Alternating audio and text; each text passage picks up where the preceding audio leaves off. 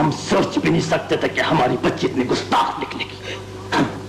کہاں خان پاک تو رسمت علی خان جیسا رئیس خاندان اور کہاں یہ ٹوٹکی کا ملازم. خان بہادر صاحب ہم غریب لوگ بھی انسان ہیں. خاموش.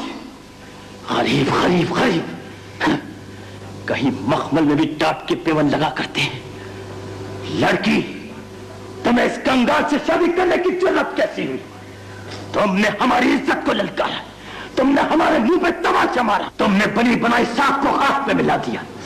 برسوں سے جو لوگ اس حویلی کی عظمت کے گن گاتے تھے آج تم نے اس کی طرف دماغ کو ہلا کے رکھ دیا ہے. بتاؤ تمہیں کس نے اجازت دی؟ بتاؤ بتاؤ بتاؤ. کیا ہو گیا؟ کیا ہو گیا؟